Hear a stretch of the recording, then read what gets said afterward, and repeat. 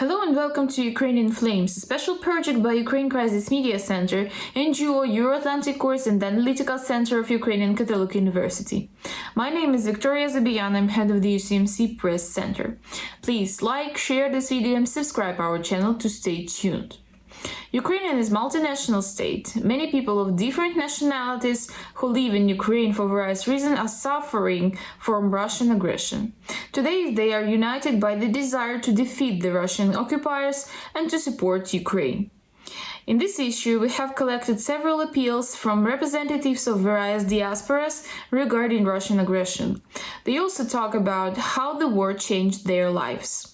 And we start with Behan Behrad, students who were studying in Kharkiv before Russian full-scale invasion and had to leave Ukraine. Доброго дня, шановна аудиторія.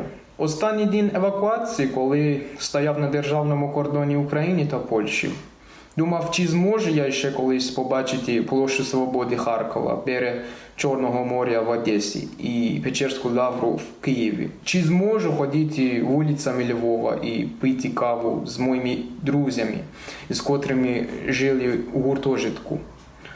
Настав темний час не тільки в Україні, знаєте, а й у всьому світі. В цей темний час головне – це підтримувати світло. Як іноземець в Україні підтримую світло, підтримую Україну і бажаю всім українцям безпечності, любові та миру. Слава Україні! Тепер звертаюсь англійською до всього світу. We woke up at 5 a.m. with a loud explosion sound. We were in Kharkiv, east of Ukraine, the city in which I study in Karazin University. Nobody could believe the time was stopped at that moment. Before that, we asked about the possibility of the Russian aggression against Ukraine from our Ukrainian teachers, friends, and so on. And they told us that it's impossible and it will not happen because we are brother nations. But that happened. We were in shelter for a while. We heard the explosion sound mostly in the evening. It was really hard. Nobody can completely feel until he hears these sounds by own ears. After a while, I decided to evacuate. There was no taxi, no bus on the streets. I asked personal cars to stop, and I moved from one point to another point to reach Kharkiv main station. On the evacuating train, there was no place to sit, and I just sat on the ground, and there were too many people in only one train. Finally, after 22 hours, we arrived in Lviv. Because the train should change its way and avoid going through the dangerous regions, we changed our way. That's why it was a little bit longer. I stayed at my friend's house for one night and then I continued moving toward the border of Poland. Border checking was not too hard and long. It was not so long. We crossed the border almost in half an hour. We evacuated from Ukraine. I don't know whether I can continue my study in Ukraine or not, but I hope at least governments will make possibility for students from Ukraine to make practice in other countries. Because doing practice, especially in medical sciences, is very important. And doing practice in Ukraine is almost impossible. I hope this war will end soon because all Ukrainians and people living in Ukraine deserve the best. Representatives of the diaspora who have been living in Ukraine for a long time are making every effort to help Ukraine to resist, because they consider it their home as well. Vage Mamikonyan told about the life of the Armenian community in these difficult times, especially for our project. Армянской диаспоры, Краматорска, не только Краматорска, могу сказать одно, что сегодня мы не занимаемся деятельностью под знаменем организации и прочее.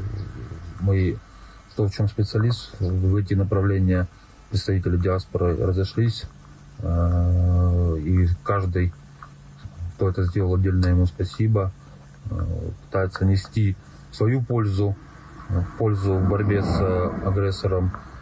Много ребят с Краматорска, кто служит в рядах ОСУ и других подразделений. Много кто волонтерит, много кто эвакуировался. И я считаю, что это тоже помощь, и это тоже правильно. Поэтому хотел бы обратиться, если есть возможность эвакуироваться в более спокойные регионы. Прошу жителей нашего Краматорска эвакуироваться. И это правильное решение. Я понимаю, что это сложно, понимаю, что это тяжело, я понимаю, что много взрослых людей осталось, которые всю жизнь трудились на дом, хотят это сохранить. Но поверьте, тяжело будет, не остановите вы никакой снаряд, ракету голыми руками. Если у вас на крыше дома не стоит ПВО, или какая-то защита, то, находясь там, вы ничего хорошего не сделаете. Если есть возможность уехать, уезжайте. Помогите общему делу. В плане, скажем, деятельности диаспоры по всей Украине, я скажу, что я очень приятно удивлен той масштабной помощью, работой, которая выполняют коллеги в других областях. Практически в каждом областном центре есть гуманитарные штабы для помощи и переселенцам, и поселениям, и сбора помощи для нужд, скажем, громад, которые расположены близ военных действий, для переселенцев, для нужд ВСУ, тоннами. Это все отгружалось, закупались много машин, снаряжения и так далее. И я могу сказать, что, знаете, вот если бы мы жили в другой стране, и где-то, наверное, между собой, между диаспорой какой-то был, и пытались бы там тянуть бы. Так как мы живем в свободной демократической стране, в обществе, где независимо от его происхождения, вероисповедания, ты легко интегрируешься в обществе, закрываешь это колпаком, то здесь не стоит вопрос там, представитель диаспоры или общины. Сегодня мы все действуем как граждане Украины, и это очень важно. Мы едины с украинским народом, мы есть украинский народ в том числе. Поэтому я хочу выразить свою благодарность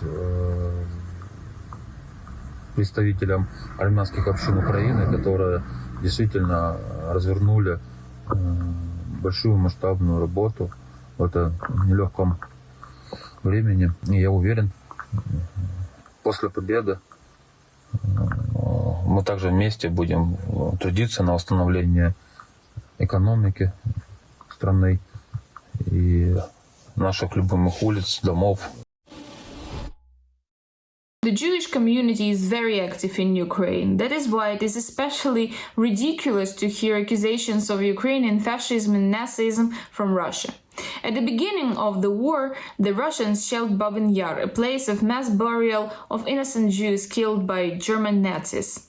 After this incident, the chief rabbi of Ukraine recorded an emotional address to the Russians, and we would like to return to this speech because it's very important and unbelievable. Wanting to destroy Ukraine, Putin and the Russian occupiers united not only all Ukrainians, but even Jews and Arabs in hatred of the invaders. Let's listen to his powerful message. Я никогда не думал в самом страшном сне, что мне, может быть, придется погибнуть под снарядами России. Там, где я родился, там, где я в школу ходил, там, где у меня много друзей, которые молчат. И никто не позвонил практически. И не спросил. Со всего мира люди звонят. Со всего мира. Евреи, не евреи. Мне даже арабы звонят с Израиля. И поддерживают. Я хочу жить. Я хочу помогать людям. Но я не боюсь смерти. И я знаю и верю, что если мы все вместе пойдем за светом, то немножко света прогонит много тьмы. Благословляю вас, неравнодушные люди. You've been watching Ukrainian Flames, a special project by Ukraine Crisis Media Center, NGO, Euroatlantic Course and the Analytical Center of Ukrainian Catholic University. In the description to this video you can find the information about how personally you can help Ukraine against Russian aggression. Everything is gonna be Ukraine.